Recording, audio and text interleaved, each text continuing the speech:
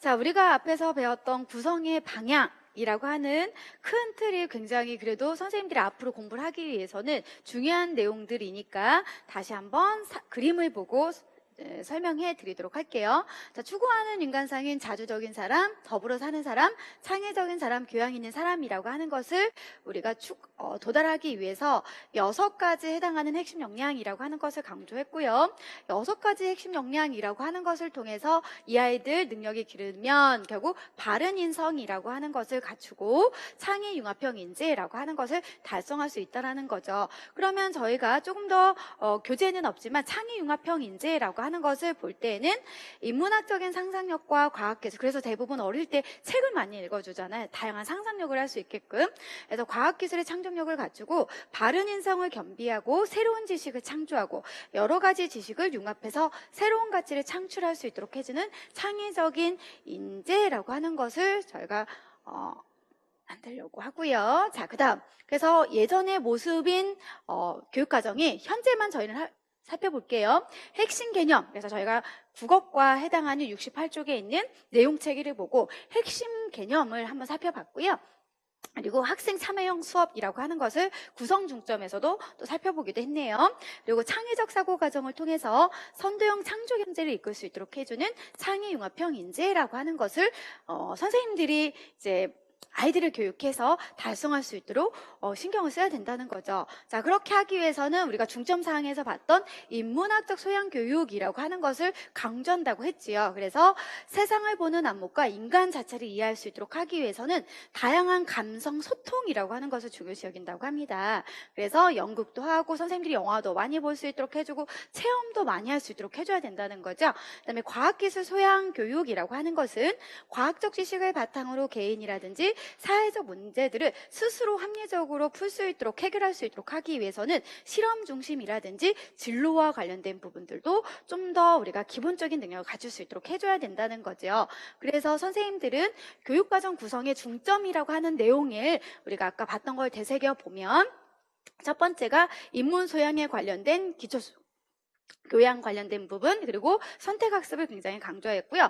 두 번째가 핵심 개념을 통해서 아이들에게 내용을 구조화시키고 학습의 양을 적정화시키는 부분이었거든요. 그것은 결국 제가 쭉 이제 공부를 하다 보니까 그 자체가 아까 각각에 해당하는 국어든지 사회든지 내용 책임 성취 기준에 다 핵심 개념, 기능, 일반적인 지식이 있다라고 했죠. 그러한 것들이 지금 교육 내용인 거잖아요. 각각 교과 내용, 배움 중심으로 이끌어지는 내용이라고 보시면 되겠습니다. 그래서 우리 아이들에게 결국 핵심 개념이라든지 학습의 내용을 적정화시키는 건 스스로 의미를 깔아 배움 중심의 수업이라고 하는 걸로 이끄는 과정이라고 이제 보시면 될 것 같고요. 세 번째에 있어서는 학생 참여형 수업이 굉장히 강조가 되고 있다라는 거, 그리고 과정 중심, 그리고 내가 학습 목표를 설계했으면 아이들에게 효과적인 학습 내용이라고 하는 걸 가르치고 얼마나 내가 그것을 효과적으로 전달할 수 있는지 교수 학습이라든지 평가라고 하는 것을 분리시키지 말고 일체화를 시켜라 라고 하는 것을 설명하고 있었었죠. 그 다음 6번째는 저희는 따로 특성화 고등학교에 대한 설명이니까 하지 않고요.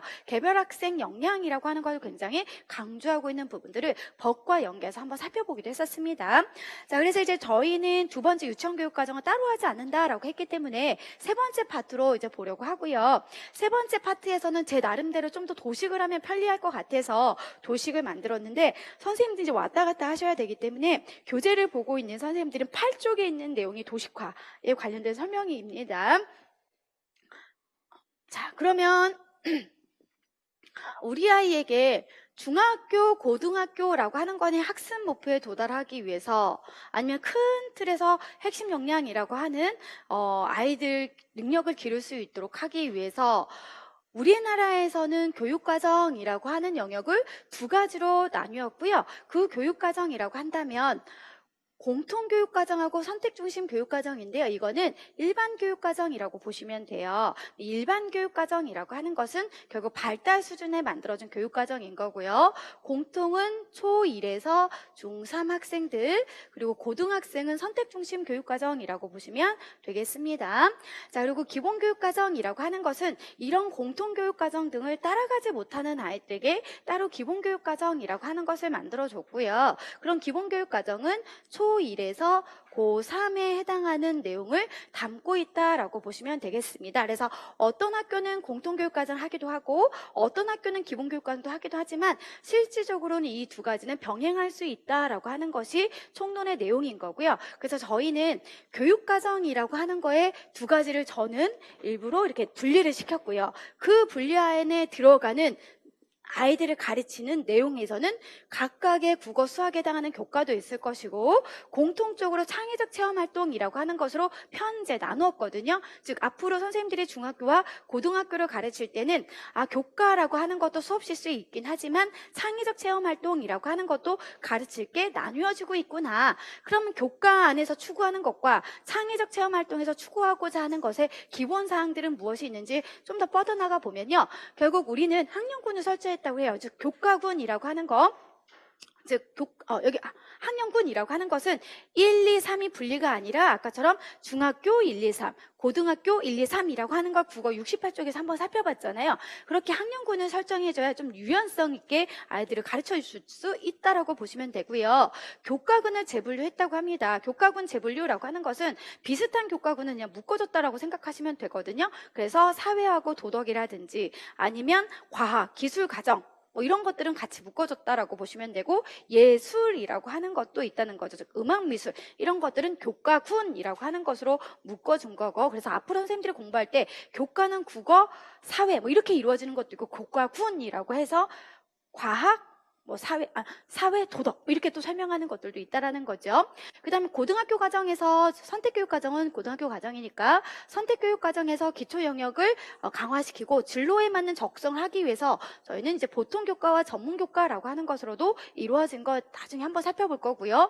필요하다면 아이들의 교과를 예를 들어 일주일에 한 번씩 하는 경우도 있지만 선생님들이 아이들을 지도할 때 음악이나 미술, 특히 이제 미술 같은 경우는 그 1시간 안에 모든 작품들을 완성할 수가 없으니까 예를 들어서 일주일에 한 번씩이 아니라 일주일에 한 번을 연속적으로 3번이면 3번 이렇게 해서 블록 타임제를 활용하는 것들도 집중일수제라고 설명하기도 하죠. 이런 부분들을 통해서 교과의 내용들을 가르칠 수 있도록 했고요. 그 다음에 창의적 체험활동이라고 하는 것은 결국 아이들이 나중에 우리가 이제 창의적 체험활동을 보면 자율활동도 있을 것이고 동아리 활동도 있을 거고 그다음에 봉사활동, 진로활동 등등이 있거든요. 그 영역 안에서 잠재적인 능력을 우리가 개발하고 소질을 발휘할 수 있도록 해주는 것에 중점을 두어서 선생님들이 앞으로 이제 가르쳐야 된다라는 거죠.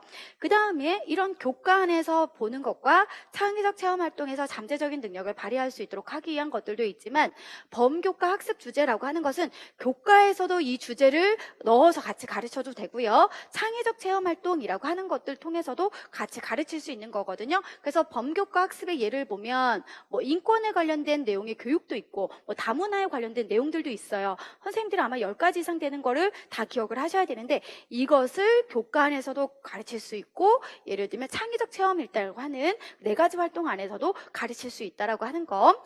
자, 그다음에 계기교육이라고 하는 것은요. 실질적으로 교과 내용에는 없는데 앞으로 선생님들이 예를 들어 3.1절이 지나긴 하지만 3.1절의 내용을 나는 좀 더 우리 반 학생들에게 가르치고 싶어 그러면 특정 주제를 선택해서 가르치는 거 아니면 6.25 아무튼 특별한 날에 관련된 내용들을 교과에는 없어도 교사의 자율적인 능력에 따라서 가르칠 수 있는 것을 계기교육이라고 보시면 되겠습니다. 그래서 결국 계속 교육과정은 기본과 공통이 있대. 둘 다 얘네들은 교과라고 하는 것과 창의적 체험활동으로 편제가 나뉘어지고 있는데 교과에서는 주로 어떤 것들로 이루어졌을까? 학년군을 설정했을 거고 교과군 재분류 그 다음에 선택교육과정이라고 하는 것을 굉장히 강조했고 전문교과와 보통교과 그 다음 집중이수라고 하는 것을 강조하고 있구나. 그럼 창의적 체험활동 안에서는 아이들의 잠재적인 능력, 소질을 개발할 수 있도록 해주는 활동들이 이루어져 있는데 이와 관련된 것들을 따로 같이 교과나 창체를 분리시키지 않고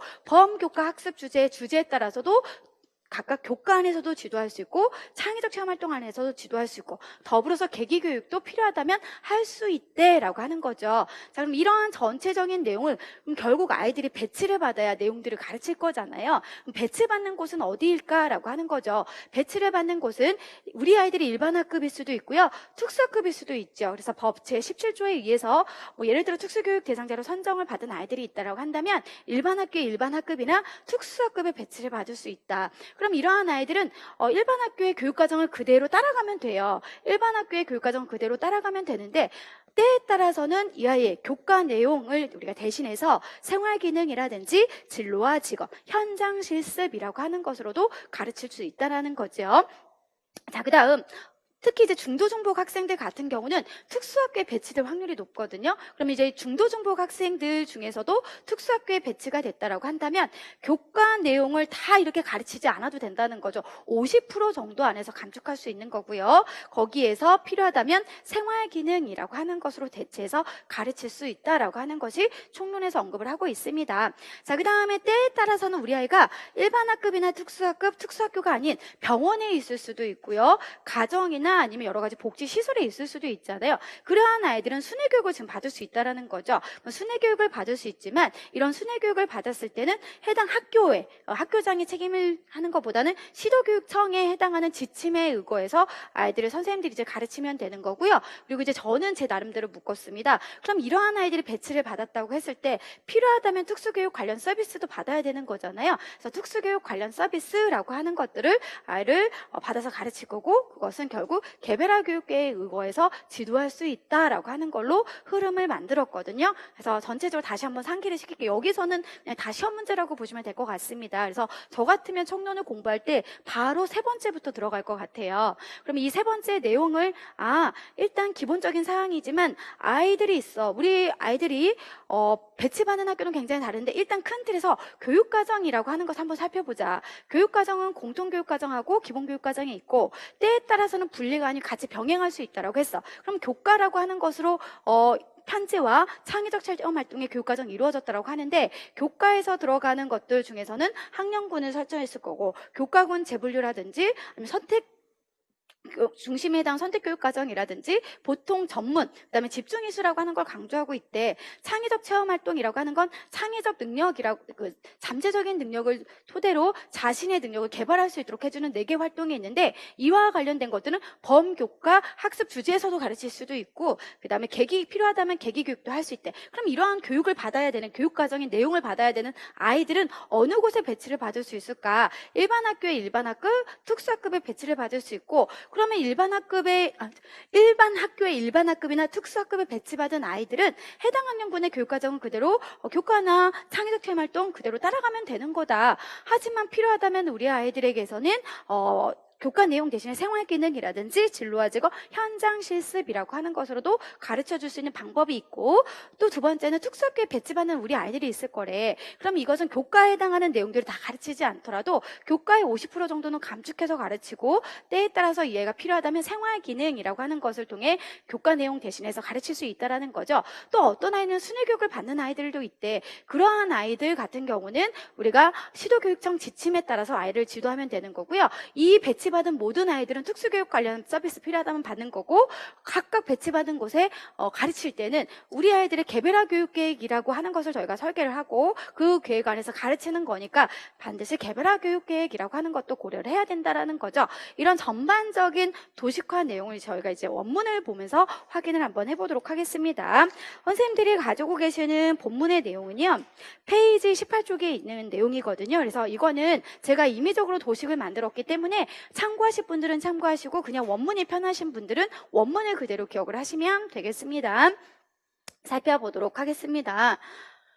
자, 먼저 초등학교, 중학교 교육과정은 아까 공통교육과정과 선택중심 교육과정 또는 기본교육과정으로 편성이 된다고 했다. 자, 그래서 저는 그냥 검정색으로 할게요. 여기서 말하는 공통과 선택 중심이라고 하는 건 일반 교육 과정을 생각하면 되고, 초등학교 1학년에서 중학교 3학년 과정, 고1의 고등학교 그냥 과정이라고 생각하시면 되고요. 기본교육 과정이라고 하는 것은 초1에서 고3 학생들을 얘기하구나. 그 내용이 나에 있는 내용, 그 다음에 다라고 하는 것을, 이쪽으로 갈게요. 다에는 이런 내용들이 같이 적용이 되는 것이다 라고 보시면 되겠습니다. 자, 그 다음에 넘겨서 한번 살펴보도록 하겠습니다. 자, 라 같은 경우, 자, 학교는 특수교육 대상 학생의 장애 특성이나 정도에 따른 요구와 학교 실정에 따라서 공통교육과정과 선택중심 교육과정을 기본교육과정과 병행해서 편성 운영할 수 있다라고 설명하고 있는데요. 잠깐 이제 저를 보시면 아까 선생님이 도식해서 해줬던 걸 보니까 결국 공통교육과정과 기본교육과정으로 나뉘어지고 있다라고 했고, 공통교육과정에 해당하는 초1에서 중3, 그 다음에 선택에 해당하는 고등학교 과정, 기본교육 과정이 지금 다인 거잖아요. 조항으로 볼 때 다인 거고, 여기에서는 초1에서 고3, 라 부분은 이 둘 다 병행할 수 있는 거구나 라고 하는 것으로 지금 틀을 만드린 거예요. 자, 그 다음 이제 그 안에서 저는 교과랑 창의적 체험활동이라고 하는 걸로 나뉘어져 있었잖아요. 그래서 저는 여기에 들어가는 교과에 관련된 부분을 학년군 이라고 하는 것과 연결해서 이제 설명해 드리려고 합니다.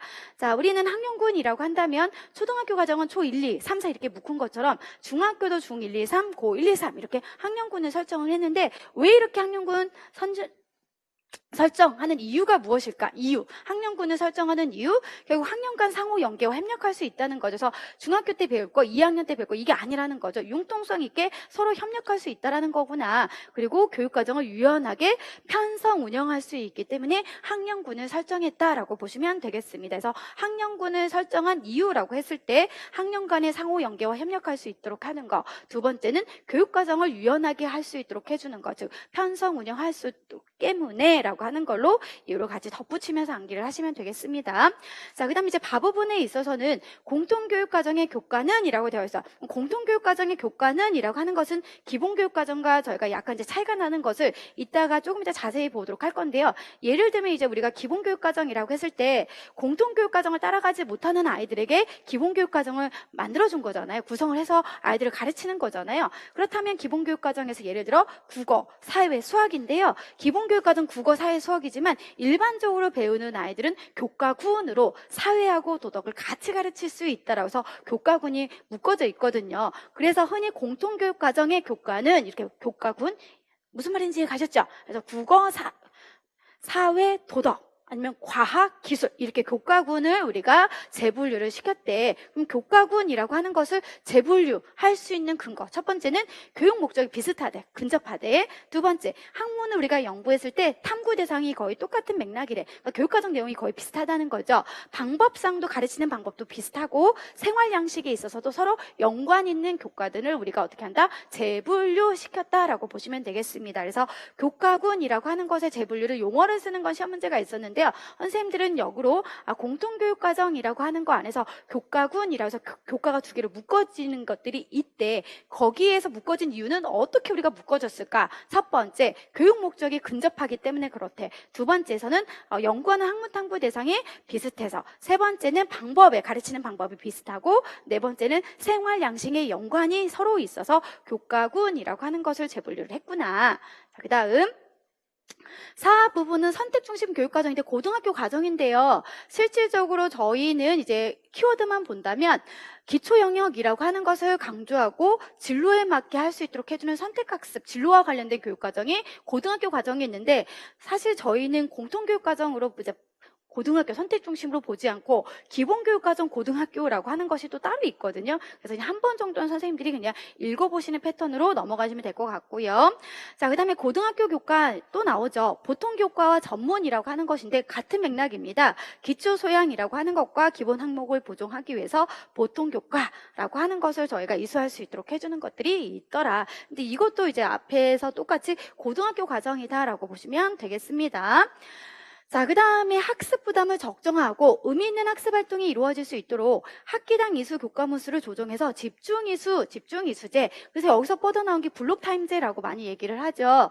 그래서 선생님들이 일주일에 한 번씩 가르치기 힘든 교과의 내용들은 결국 하루에 날을 잡아서 가르칠 수도 있고요. 그래서 모든 대부분의 이것도 이제 각 교사의 재량인 것 같긴 하더라고요. 그래서 특히 예술 과목 같은 경우는 하루에 2~3시간씩 이렇게 연속적으로 가르쳐 주는 거 생각을 하시면 되겠습니다. 그럼 이렇게 집중 이수를 실시하는 이유라고 했을 때 첫 번째는 학습 부담이라고 하는 걸 적정할 수 있도록 하기 때문에, 두 번째는 의미 있는 학습 활동이 이루어질 수 있기 때문에 우리는 필요하다면 집중 이수라고 하는 것을 할 수 있다라고 보시면 되겠습니다.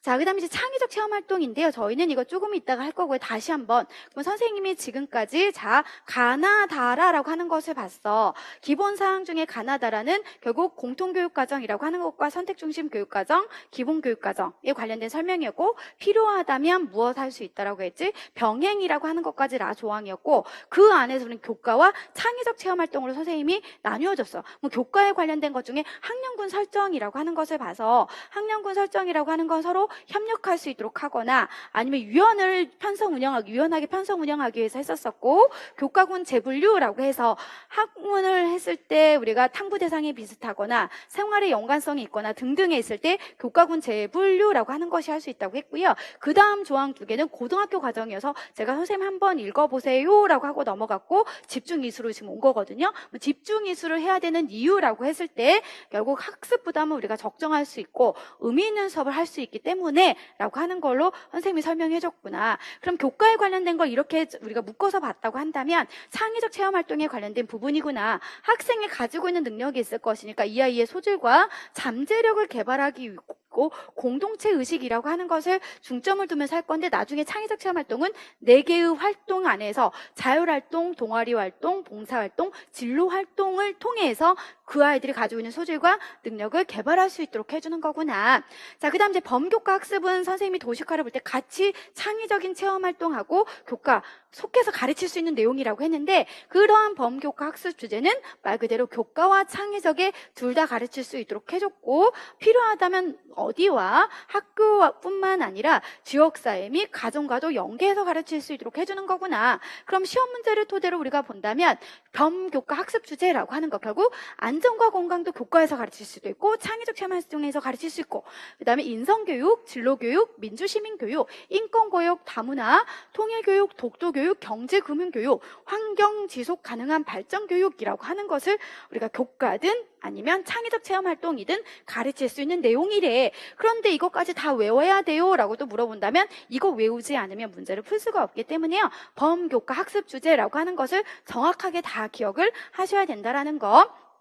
자, 그리고 이제 필요하다면 선생님이 교과든 창의적 체험 활동이든 필요하다면 계기교육이라고 하는 것을 할 수 있다라고 했습니다. 그래서 계기교육이라고 하는 건 결국 교과 내용, 뭐 이런 교과서에 있는 뭐 내용은 아니더라도 선생님들이 필요하다면 할 수 있는 재량껏 하시면 된다는 거죠. 우린 계기교육이라고 하는 것으로 설명하고 있다. 자, 계속 이제 구조화를 시키면 우리가 교과와 창의적 내용을 지금 배운 거고, 그 안에서 범교과 학습 주제라든지 필요하다면 계기교육이라고 하는 걸 받을 수 있대. 그럼 이렇게 교육과정이라고 하는 것을 배워야 되는 아이들은 배치를 받는 곳이 있다라고 했어. 그럼 그 배치를 받는 첫 번째가 일반 학교의 일반 학급, 그리고 특수 학급이라고 하는 곳에 배치를 받을 수 있다라고 했지. 그래서 저는 여기서부터 배치라고 하는 것으로 나눠서 분류를 하기 시작했고요. 실질적으로 당연히 다 기억을 해야 되는 내용 너무너무 중요합니다. 그래서 일반 학급이나 특수학급에 배치된 특수교육 대상 학생의 교육과정은 다음과 같이 편성 운영할 수 있다라고 하는 건데요.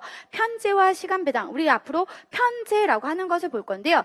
교육과정이라고 하는 것의 교과 내용을 가르쳐주기 위해서 우리는 말 그대로 교육 내용을 가르쳐주기 위해서 교과라고 하는 것과 창의적 체험 활동으로 나뉘어진다고 했죠? 그걸 편제라고 생각하시면 되고요. 그럼 교과에 해당하는 각각 국어, 사회, 아니면 창의적 체험 활동을 어느 정도 시간을 주어서 그 안에 배울 수 있도록 하는 건지, 우리가 시간 배당인데요. 실질적으로 저희가 이제 중학교 과정 안에서는 45분, 고등학교는 50분이라고 해서 수업의 실수를 또 설명하기도 하죠. 자, 그 다음에 해당 학년군의 교육과정을 따른다. 결국 이 아이가 배치받은 게 결국 일반 학교인 거잖아요. 일반 학교에는 일반 학급도 있고 특수학급도 있으니까, 그래서 그 해당하는 교육과정의 내용을 그대로 따르면 되는 거구나.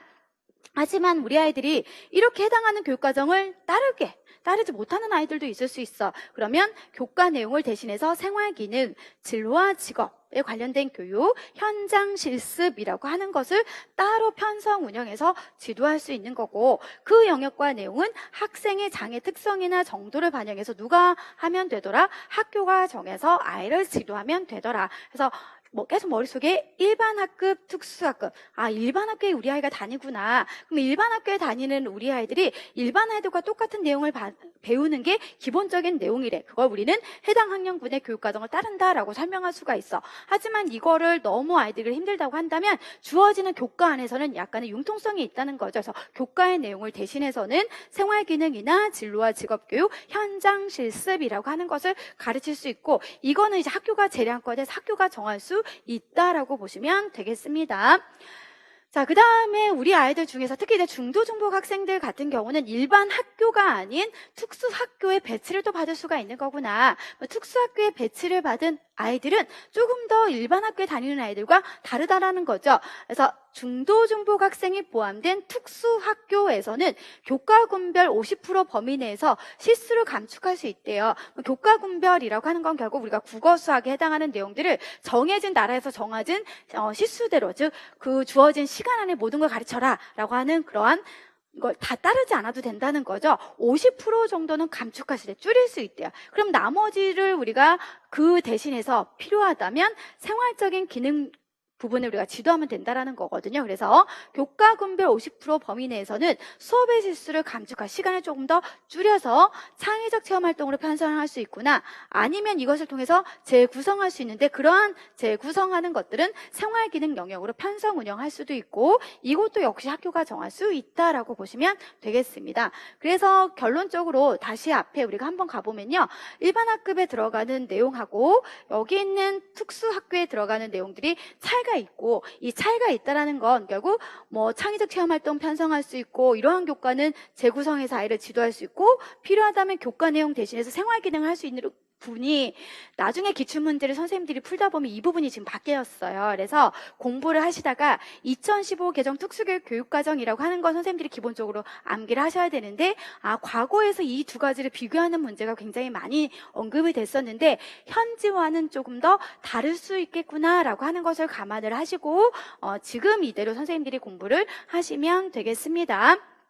자, 그 다음 순회교육을 받는 우리 아이들도 있어. 순회교육을 받는 아이들은 어차피 그 순회교육은 시도교육청 소속인 거잖아요. 시도교육청에서 정하고, 시도교육청에서 정하면서 해당 학교 교육과정 편제를 고려한대요. 자, 이 말은 무슨 말이냐, 실질적으로 순회교육이라고 하는 것도 제가 병원이라든지 아니면 복지시설 혹은 가정을 얘기했지만 실질적으로 얘가 다니는 원 소속 학교가 있을 거 아닙니까? 일반 학교, 대부분 순회교육 일반 학교에 있는 아이들이 병원에 입원하기도 하고, 힘들면 가정에 있기도 하고, 아니면 복지시설에서 다시 교육을 받기도 하고, 이런 패턴이니까요. 대부분 일반 학교라고 하는 걸 머릿속에 기준을 한다면 일반 학교에 있는 그러한 교육과정 편제를 그대로 따를 수 있는 거지만, 실질적으로 조금 더 자세한 이런 편성 운영에 관련된 건 일반 학교 장이 담당하는 게 아니라 누가 정하는 거다? 시도교육청. 그래서 이번에 중등에 시도교육청이라고 하는 것을 총론해서 쓰는 문제가 출제가 됐었었죠.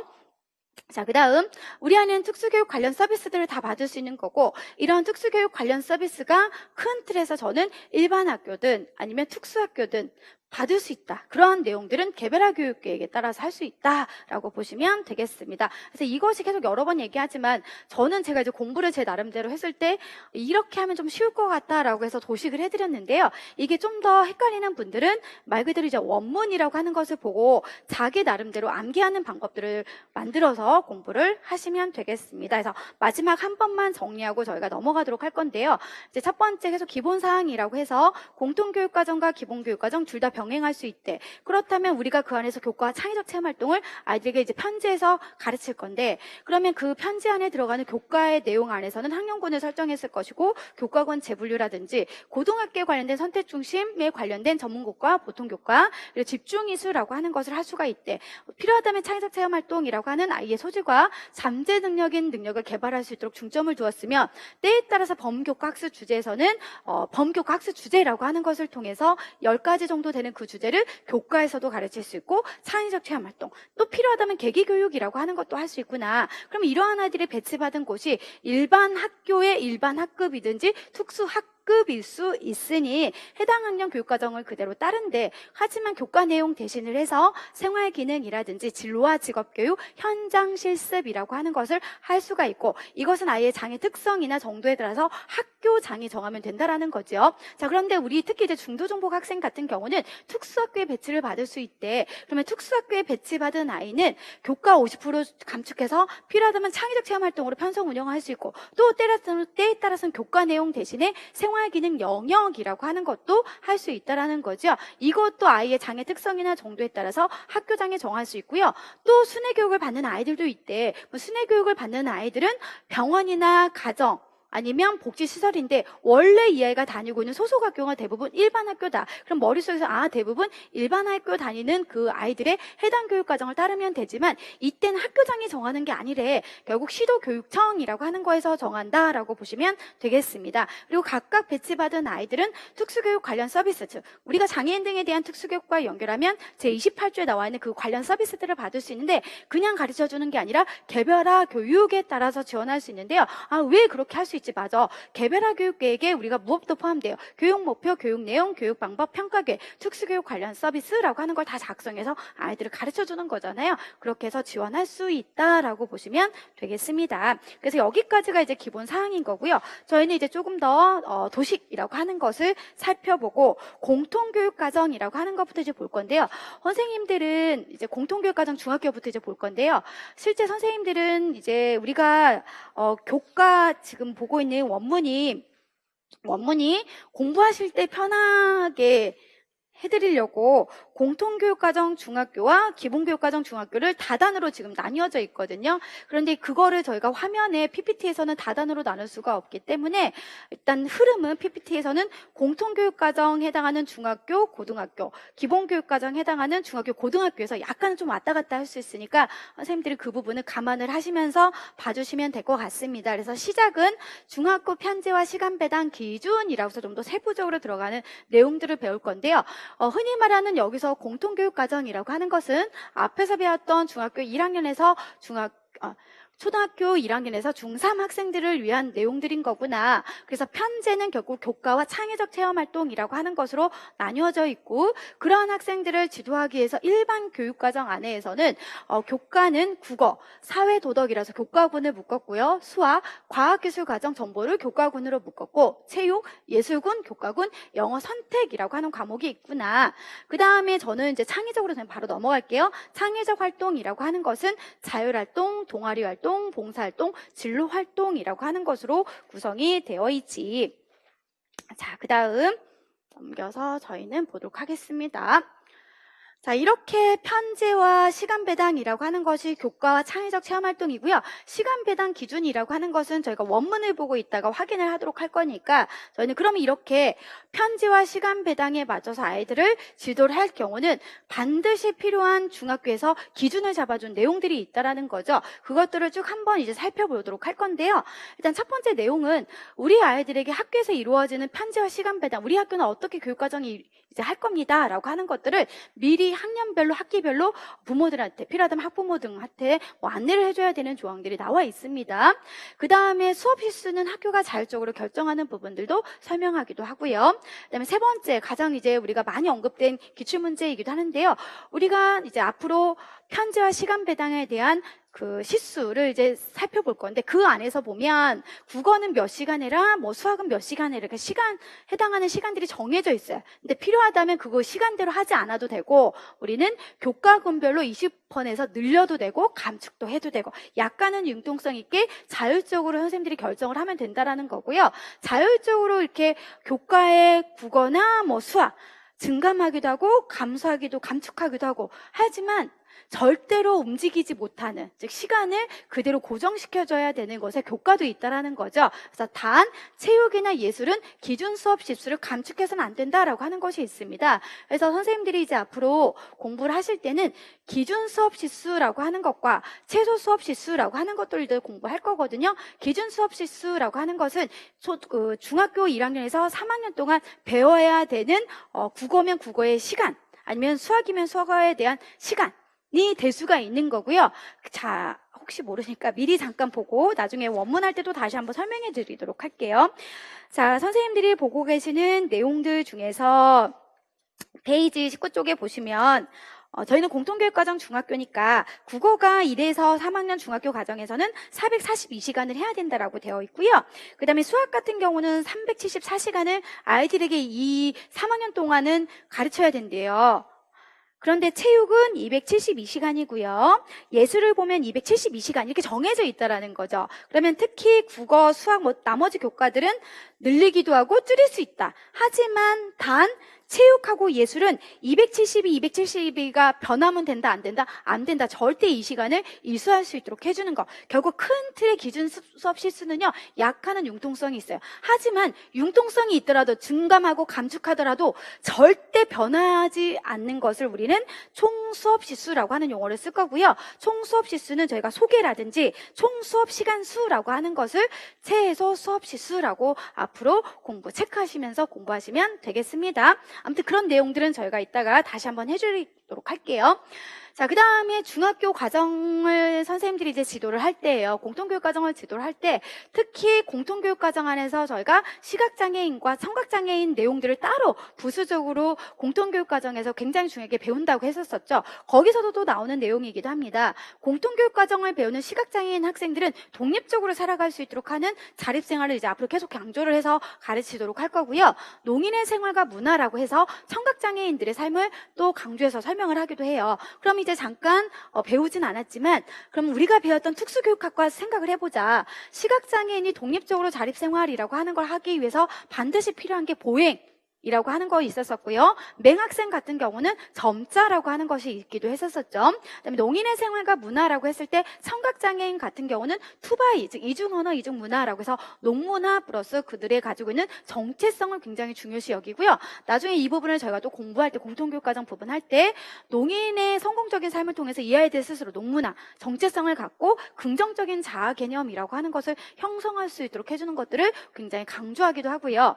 특히 우리가 앞으로 이제 공부할 때 여기 있는 부분이 시험 문제가 출제가 되진 않았지만 아직까지는 예를 쓰라고 출제가 되진 않았었지만 공통교육과정 중학교 편성, 운영, 기준이라고 하는 곳에만 있는 거지 앞으로 기본교육과정 중학교나 고등학교 부분들은 이 조항이 없다라고 보시면 되겠어요. 고등학교는 당연히 아니겠죠. 그래서 실질적으로 중학교 편성, 운영, 기준이라고 하는 공통교육과정에만 있는 내용이라고 보시면 되겠습니다. 자, 학년별, 학기별로 우리가 필요하다면 집중이수라고 하는 것으로 할 수 있다라고 했고요. 자, 그 다음 전입학생이 있어요. 우리 아이들이 필요하다면 아니면 때에 따라서 불가피하게 전학을 하는 경우도 있다는 거죠. 그래서 전학을 했을 때는 우리가 이미 이 학교는 배웠어요. 그러니까 즉 A라는 학생이 A 학교에 다니다가 B 학교로 옮겼습니다. 그런데 이 B 학교에 옮겼을 때 자기는 이미 배우지 않았는데 여기는 이미 진도가 끝났어요. 그렇다면 얘는 배워야 되는 내용을 놓친 거잖아요. 그렇다면 보충학습과정이라고 하는 것도 필요하다면 해주라는 거죠. 그리고 선택권, 아이들이 선택학습에 관련된 것들을 굉장히 중요시 여겨서 필요하다면 계속 어떻게 해라? 선택 과목들을 할 수 있도록. 그래서 우리가 이 조항을 생각해보면 아까 총론이라고 하는 거 안에서 교육과정 구성의 중점, 기초소양도 있고 선택학습을 굉장히 강화시켰다라고 하는 것들 생각하시면 되겠습니다. 그만큼 아이들에게 선택권을 굉장히 보장을 해주고요. 새로운 선택 교과를 했을 때는 단 시도교육청의 지침에 따라서 새로운 교과를 선택할 수 있도록 해주는 것도 개설할 수 있고 그 다음에 창의적 체험을 자율적으로 편성할 수 있도록 해주는 것도 설명하기도 합니다.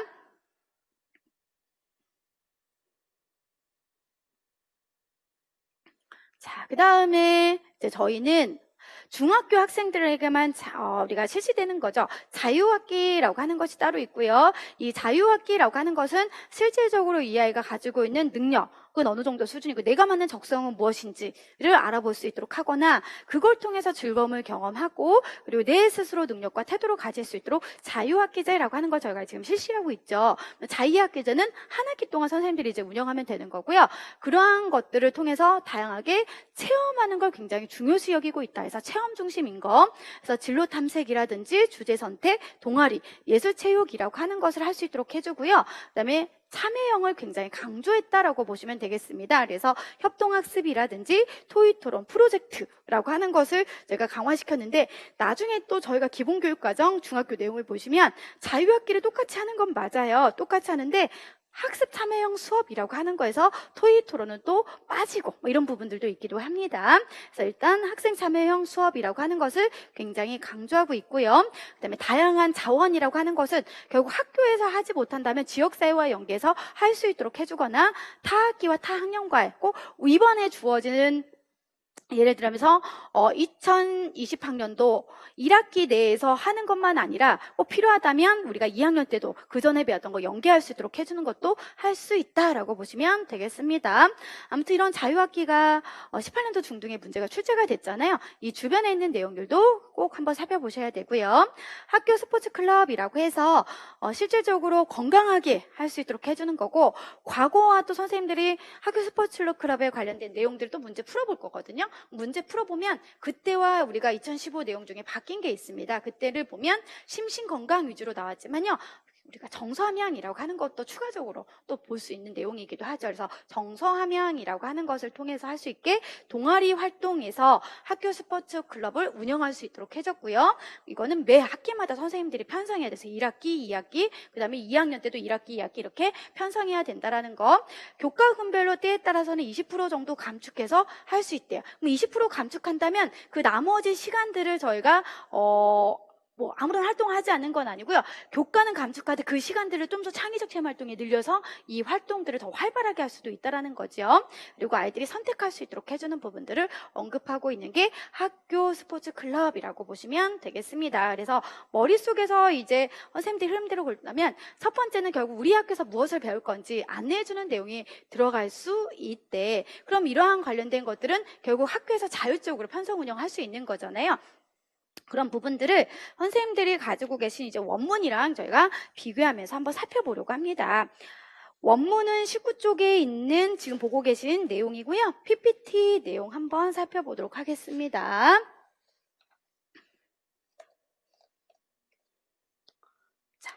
편제와 시간 배당 기준이라고 해서 중학교 과정의 내용이 그대로 나와 있죠. 아까 말씀드린 대로 교과하고 선택 교과로 이루어지고 창의적 체험 활동으로 이루어지고 있는데요. 교과군에 들어가는 교과라고 하는 것은 국어, 사회도덕, 교과군도 같이 있다라는 거. 선택 교과는 굉장히 다양한 것들의 교과가 있지요. 자, 생애적 체험 활동은 자율활동, 동아리, 봉사, 진로 활동이라고 하는 것으로 한다라는 거. 이제 창의적 체험 활동은 지금은 아니더라도 저희가 이제 나중에 교과 들어가기 전에 잠깐 창의적 체험 활동들도 살펴보도록 할 건데 오늘은 아니고 나중에 살펴보도록 할 건데 창의적 체험 활동이 중등에서 문제가 출제가 된 적이 있었어요. 그러니까 결국은 한 번도 출제가 되지 않았다가 창의적 체험 활동이 19년도 나왔는데요. 그런 관련된 부분이 20학년도 초등에도 언급이 되기도 했거든요. 그래서 나중에 선생님들이 자율, 봉진이라고 하는 그 네 가지 활동의 창의적 체험 활동은 좀 살펴볼 필요가 있다는 걸 미리 말씀드리고 일단 저희는 교과와 창의적 체험 활동으로 편제가 이루어지고 있다라고 했을 때 각각의 교과들이 있는 거구나. 각각의 교과들이 있고 1회에서 3학년 동안 이 정도의 시간들은 쭉 그냥 아이들을 가르치라고 지금 하는 건데 아까 도식에서 살펴본 것처럼 체육하고 그 다음에 예술이라고 하는 것은 절대로 이 시간을 움직이면 안 되고 272, 272라고 하는 것을 일단 맞춰줘야 돼요. 일단 맞춰줘야 되고요. 나머지는 플러스 해도 되고 마이너스 해도 되고 플러스 해도 되고 마이너스를 해도 되고 이런 것들의 내용입니다. 자, 그 다음에 우리가 앞으로 이제 소개라고 하는 것과 총 수업 시간 수라고 하는 것을 공부할 때 이것은 최소 시수라고 하는 관점에서 한번 살펴보도록 할 거고요. 살펴보도록 할 거고요. 그래서 기준 수업 실수는 플러스가 되고 마이너스도 되고 이렇게 움직일 수 있는 수업의 실수라고 한다면 최소 수업 실수라고 하는 소개와 총 수업 시간은 절대 1년 동안에 아니면 정해진 수업 실수가 1에서 3학년 동안에 이 수업의 실수라고 하는 것을 적게 하면 안 돼요. 더 늘리게 하는 건 괜찮아요. 하지만 최소한 이 수업의 시간들은 지켜라. 그래서 우리가 아까 말씀드린 것처럼 기준 수업 실수에서 국어, 사회 플러스 마이너스 할 수 있대 기준 수업 실수는 일단 272시간은 최소한 지킬 수 되는 거고 마이너스로 270 뭐 이렇게 해주면 절대 안 된다는 거죠. 근데 단 나중에 우리가 총론의 내용을 좀 더 보면 플러스는 할 수 있어요. 플러스 더 늘려서는 할 수 있는 거구나. 마이너스는 절대 안 되고 플러스는 할 수 있다라는 거. 그래서 최소한의 수업문들만 해주면 되는 거고 플러스 되는 건 저희가 상관이 없다라고 했었었죠. 그래서 최소 수업 실수는 절대 이 시간만은 아이들을 가르쳐야 되는 수업의 시간으로 정해져 있다면 늘려서 하는 거는 괜찮다라고 보시면 되겠습니다. 자, 그래서 이러한 관련된 교과들이 있고 창의적 체험 활동에 지켜야 되는 시간들이 있구나. 자, 그렇다면 이 표에 근거해서 기본적으로 설명하고 있는 건 뭐냐? 중학교는 일단 45분 기준으로 1시간 수업 실수는 몇 분 해라? 45분 해라 라고 정해져 있고요. 기후나 계절, 학생의 발달 정도에 따라서 약간씩은 학교마다 다르게 운영할 수는 있대요. 그다음에 동그라미 두 번째를 보시면 학년군이나 교과군별 시간 배당은 연간 44주를 기준으로 해서 3년간 했던 기준 수업 실수를 나타낸다라고 설명을 하고 있습니다. 연간 34주라고 하는 것을 설명한 건 1년에 34주, 2년 34주, 3년 34주인 거잖아요. 그래서 실질적으로 여기 있는 것들을 다 기준 수업 실수라고 생각하시면 돼요. 자, 그 다음 총 수업 실수라고 하는 것을 보면 3년간의 최소 수업 실수라고 하는 것으로 나타내는 거니까 결국은 어디였죠? 네. 잠시만요. 우리가 배웠던 그 전에 가야 되죠? 예. 여기 있는 3년 총에서 더해진 수업 시간, 여기 더해진 수업 시간이라고 보시면 되겠습니다. 최소 수업 실수구나. 그리고 특히 정보 과목은 뭐 34시간을 기준으로 편성 운영한다. 뭐 이런 내용들도 있습니다. 그래서 기준 수업 실수하고 최소 수업 실수를 절대 헷갈리면 안 된다는 거. 자, 그 다음에 나 부분을 보면 교육과정 편성 운영 기준인데 결국 3년간 중1에서 3학년 동안 배워야 할 내용들을 학생하고 학부모한테 안내해주는 내용이 있고요. 이러한 내용들 특히 교과군의 이수 시기와 그에 따른 수업의 실수는 학교가 자율적으로 선생님들이 이제 결정할 수 있어요. 그럼 여기에서 정해진 수업 실수는 있지만 뭐 플러스 해도 되고 마이너스 해도 되고 하지만 기준 수업 실수는 저희가 감축해서는 안 되는 부분들도 있다라는 거. 자, 그 다음에 반가로 3번은 굉장히 중요한 거죠. 학교는 학교의 특성, 학생, 교사, 학부모 요금의 필요에 따라 자율적으로 교과 군별 20% 범위 내에서 실수를 증가하면서 편성 운영할 수 있다라고 하는 것이 있고 단 체육과 예술 의 교과는 기준 수업 수를 감축해서 편성 운영할 수 없다라고 하는 내용이 있어요. 이거를 다시 한번 가보시면 다시 이거 지우고 설명해 드리도록 할게요. 얘네들은 플러스 해도 되고 마이너스 해도 되고 플러스 마이너스 뭐 되는 거다. 하지만 체육, 영어라고 하는 것은 마이너스 안 된다, 플러스는 된다. 이렇게 생각하면 되죠. 마이너스는 안 된다, 플러스는 된다 라고 생각하시면 되겠습니다. 자, 그래서 20% 범위 내에서 실수를 증가하면서 편성 운영할 수 있지만 기준 수업 실수인 체육하고 예술은 절대 감축해서 편성 운영할 수 없다라고 하는 것이 굉장히 중요한 내용이고요. 그리고 교육과정 안에서 다른 곳에는 없는데 공통교육과정 중학교에만 있는 내용입니다. 교과군별 수업 증감 실수를 활용하는 거죠. 예를 들어 국어를 줄였어요. 국어 시간을 줄이고 나서 그 나머지 줄인 시간 안에서는 우리 아이들에게 시각장애인의 자립생활이라든지 아니면 농인의 생활과 문화라고 하는 것을 연결해서 해도 되고요. 아니면 이걸 같이 연계해서 창의적 체험활동에서 할 수 있도록 해주는 부분들도 있다라는 거. 이제 같은 내용입니다. 특수학교에서 국어, 체육, 영어에 한해서 또 별책 2에 해당하는 교육과정을 또 따로 별도로 해서 편성 운영할 수 있다라고 하는 것으로 보시면 되겠습니다. 자, 반가로 6번을 보면 학교는 학습 부담을 적정하고 의미 있는 학습을 할 수 있도록 하기 위해서 학기당 이수 교과 수를 8개 이내로 편성한다라고 했어요. 그러니까 저 때는 굉장히 교과가 수가 되게 많았던 것 같거든요. 예를 들면 중학교 때, 아니면 고등학교 때인가? 아무튼 한국 지리를 배울 때도 한국 지리, 세계 지리, 아무튼 정치, 경제, 사회 문화, 아무튼 굉장히 많은 교과인데 요즘 요즘에는 교과를 한 학기는 8개 이내로 일단 편성해서 가르쳐라 라고 지금 설명하고 있고요. 단 체육이나 예술, 음악미술 교과는 이수 교과수 제한해서 제외해서 편성할 수 있대요. 그러면 우리는 이렇게 생각하시면 사진이 어디 갔지? 그냥 볼게요. 자, 일단은 어디였죠? 예, 이 부분 그냥 말로 설명해 드리도록 하겠습니다. 흔히 우리가 국어, 사회, 수학 뭐 등등의 교과가 있잖아요. 여기서 하나, 둘, 셋, 넷, 다섯, 여섯, 7개. 여기서 선택 과목 하나를 하든 두 개를 하든. 그럼 보통 한 학기에 뭐예요? 한 학기에 8개 이내에서 할 수 있는 거예요. 8개 이내에 할 수 있는 건데 대부분 또 예술하고 체육 같은 경우는 이거 포함하지 않고 8개를 할 수도 있대요. 하지만 실질적으로 다 포함해서 8개 이내 정도로 하는 게 제가 여러 자료 찾아보니까 그렇게 편성 운영하긴 하더라고요. 자, 그래서 저희는 이 부분 8개 이내로 편성한 이유는 결국 학습 부담을 적정화시키고 의미 있는 학습 활동을 할 수 있기 때문에 라고 기억하시면 되겠습니다. 자, 그 다음에 전입 학생이 특정 교과목을 이수하지 못할 경우에서는 교육청과 학교에서는 보충학습 과정을 통해 학습 결손이 발생하지 않도록 한다라고 하는 부분이 있는데요.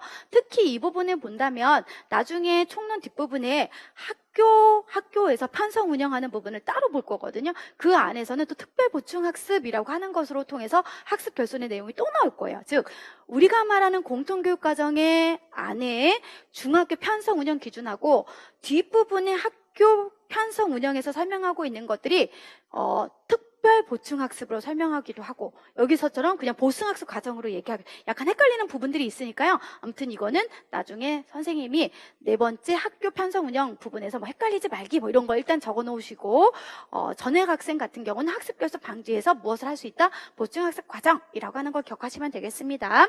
학교가 선택 과목으로 개설할 때 2개 이상의 과목을 개설하면서 아이들이 뭐 할 수 있게 선택권을 줄 수 있도록 하는 거. 그렇지만 필요하다면 내가 배우고 싶은 것이 있어요. 그럴 때 아이들에겐 새로운 선택 과목을 개설할 수 있다라고 설명하기도 합니다. 그다음에 학교는 창의적 체험활동 영역에서 학생들의 발달 수준, 학교의 여건 등 고려해서 자율적으로 편성 운영할 수 있고요. 특히 창의적 체험활동은 학교 스포츠 클럽 활동이나 자유학기에 이루어지는 다양한 활동과 연계해서 운영할 수 있다라고 설명하고 있습니다. 그래서 창의적 체험활동을 학교 스포츠 활동이라고 하는 것과 자유학기, 그래서 흔히 우리가 이걸 동아리 활동에서 한다라고 하는 것과 연계해서 보도록 할 겁니다. 그리고 이제 저희가 배웠던 내용들 중에서도 그냥 화면은 자유학기제가 많이 요즘에 체험 위주로니까 한 번 더 살펴보고 본문에 들을 사진을 넣어놨거든요. 이제 한번 볼게요. 중학기 한 학기 동안 학생들이 중간 기말고사 시험에서 이제 벗어나고 학생 참여형 수업으로 하기 위해서 토론이나 실습을 하는 거고요. 그걸 통해서 진로 탐색이라든지 여러 가지 활동을 통해 꿈과 끼를 우리가 키울 수 있도록 해주는 게 흔히 자유학기라고 하는 걸로 설명하고 있고요. 여기에서 할 수 있도록 해주는 활동이 4가지를 중점적으로 설명하고 있는 건데 진로 탐색 활동도 있을 것이고 동아리 활동, 예술, 체육, 학생 중심의 수업에 관련된 참여형을 굉장히 강조하고 있는 게 자유학기라고 보시면 되겠습니다. 이와 관련된 걸 하기 위해서 이제 자유학기라고 하는 것에 본문의 내용으로 들어가 보도록 할게요. 학교는 학생들이 자신의 적성과 미래에 대해서 탐색을 하고 학습의 즐거움을 경험하고 내가 원하는 삶을 주도적으로 학습 능력과 태도를 기울 수 있게 자유학기를 운영할 건데요. 아무튼 한 학기를 이제 학교가 자율적으로 편성해서 하면 되는 거고요. 자유학기는 해당 학기의 교과나 창의적 체험 활동을 자유학기 취지에 부합하도록 편성하면 되더라. 자유학기는 지역사회 연계하는 게 대부분 많이 있긴 하더라고요. 진로 탐색 활동할든지 아니면 주제 선택 활동을 아니면 동아리 활동, 예술 체육 활동이라고 하는 걸 통해 체험 중심. 그래서 실제 시험 문제에서는 다양한 체험 중심의 자유 활동을 운영하려고 한다. 그중에 4가지 활동 중에서 진로 탐색 활동이라고 하는 걸 용어로 쓰는 게 시험 문제로 중등에 출제가 되기도 했었었죠. 자, 그다음 넘겨서 보시면 자유학기에는 협동학습이나 토의토론, 프로젝트, 학생 참여형이라고 하는 걸 굉장히 강조하고 있는 게 특징이라고 보시면 되고요. 그리고 시험을 보진 않아요. 결국 아이들이 얼마나 성장했는지 과정 중심 평가라고 하는 것이 굉장히 중요하죠. 그래서 실제 시험 문제에서도 이 부분이 실제로 언급되기도 했었습니다. 그래서 과정 중심 평가라고 하는 거 필요하다면 역시 지역사에 있는 다양한 기관들과 연계해서 할 수 있는 자원 활용하는 거, 그 부분은 여기 나오는 진로 탐색할 때 특히 이제 강조하고 있죠. 자유학기는 학교의 운영 취지가 타 학기, 타 학년에도 서로 연계가 될 수 있도록 해서 한 학기만 끝나는 건 아니고 학년이 달라지든 아니면 학기가 달라져도 같이 할 수 있도록 해주는 것들을 설명하고 있네요. 자, 그래서 자유학기라고 하는 것을 잠깐 언급을 했으면 이번에는 이제 학교 스포츠 활동이라고 하는 걸 이제 보려고 해요. 학교 스포츠 활동은 말 그대로 흔히 말하는 건강, 심신을 단련시키는 거잖아요. 뭐 건강하게 하기 위해서 육체적인 것도 있지만 중요한 건 무엇이더라? 정서적인 거. 또 강조하고 있는 게 특징이더라. 그래서 심신을 건강하게 하는 것도 있지만 정서를 함양하기 위해서 했다라는 건데, 그렇게 하기 위해서는 우리 아이들이 학교 스포츠 활동, 창의적 체험을 동아리로 우리가 편성해서 운영할 수 있는 거고요. 학교 스포츠 클럽은 학년별 연간 34에서 68시간, 총 136시간을 이수할 수 있도록 할 수가 있어요. 그리고 학교 여건에 따라서 연간 68시간 운영하는 학년에 대해서는 34시간 범위 내에서 학교 스포츠 클럽 활동을 체육으로 할 수 있다. 뭐 이런 내용들이 있는데, 실질적으로 잠시만요. 이 부분 잠깐 한번 살펴보도록 할게요. 잠깐만요. 이거 하고 그냥 쭉 한번 설명해 드리도록 할게요. 일단 학교 스포츠 클럽의 시간은 교과 분별 실수를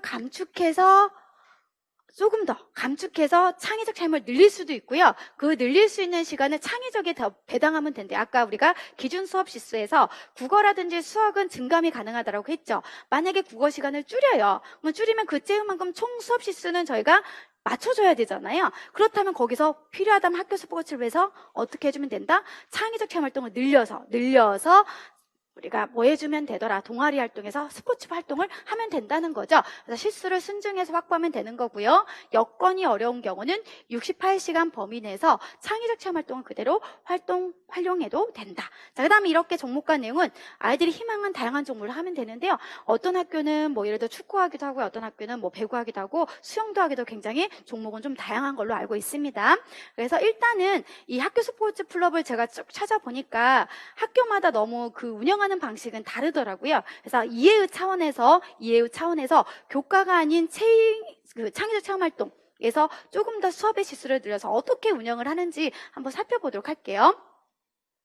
자, 일단 우리가 보고자 하는 창의적 체험 활동이라고 하는 것이 306시간인데요. 이 306시간이라고 하는 거 안에서 4가지 활동을 나눠야 되는 건데, 그 4가지 활동 중에 동아리 활동에서는 학교 스포츠 클럽이라고 하는 걸 같이 할 수 있다라고 지금 설명하고 있는 거잖아요. 그래서 시간을 좀 더 늘려서 할 수 있다라는 건데요. 이제 살펴보면, 잠깐만요, 선생님. 잠깐 그냥 교재 있는 거 왔다 갔다 하기 귀찮으니까 한번 살펴보도록 하겠습니다. 지금 보고 계신 19쪽에 창의적 체험 활동이라고 하는 것이 있죠. 창의적 체험 활동이 지금 기본적으로 아이들에게 기준 수업 시수가 306시간, 그대로 여기 있는 것처럼 306시간이 나오는 거죠. 보통 306시간을 4로 나눠서 각각 시간 배당을 해주면 되는 건데, 실질적으로 학교 스포츠 클럽이라고 하는 것은 동아리 활동에서 시간을 좀 더 늘려서 할 수 있다라고 하는 조항들을 앞에서 지금 배운 거잖아요. 그렇다면 여기에서는요, 이제 시간 배당을 이 학교에서는 17에서 1학년 동안은 34시간을 확보시켰어요. 그 다음에 2학년 때에서 학교 스포츠 클럽으로 대체하면서 여기에서도 34시간을 확보시켰어요. 자, 그 다음에 3학년 때는 이걸 34에서 조금 더 순증한 우리가 흔히 말하는 여기 학교 스포츠 클럽이라고 해서 총 136시간을 채워야 되는 거잖아요. 그래서 총 136시간을 채우기 위해서 한 학기에는 34, 그 다음에 또 한 학기에서는 34시간이라고 하는 시간을 여기다 훨씬 더 많은 걸 투자해서 학교 스포츠 클럽이라고 하는 것을 운영했어요. 그럼 선생님 상대적으로 이렇게 지금 보니까 136시간이라고 하는 걸 운영을 하려고 한다면 교과에 해당하는 수업 시간에서 훨씬 더 어떻게 될까요? 기준, 즉 수업 시수에서 좀 감축을 훨씬 더 많이 할 수 있겠지요. 무슨 말인지 이해 가셨나요? 이렇게 순중해서 조금 더 늘려서 수업을 진행하는 학교에 있어서는 기준 수업 시수를 좀 더 감축해서 이렇게 동아리 활동이라든지 체육 뭐 이렇게 해서 시간을 늘려서 할 수 있다라고 보시면 되겠습니다. 그래서 이거는 전체적으로 이렇게 활동이 이루어지는 건 아니고요. 대부분 우리가 학교 스포츠 클럽이라고 하는 건 학교마다 재량 있게 하는 것이기 때문에 여기에서는 34시간, 68시간이라고 해서 순중이라고 하는 걸 좀 늘려서 한 학교의 사례라고 보시면 되겠습니다. 자, 그다음 이제 고등학교인데요. 저희는 고등학교 과정은 조금 더 쉬었다가 할 건데요. 일단은 중학교 관련된 공통교육 과정을 저희가 쭉 한번 훑어봤으니 기본교육 과정 해당하는 중학교를 보고 어떤 게 공통적인지 또 차이점이 있는지 비교하면서 보고 그 다음에 고등학교를 한번 가보도록 하겠습니다. 아시겠죠? 잠깐 쉬는 시간 갖고 들어가도록 할게요.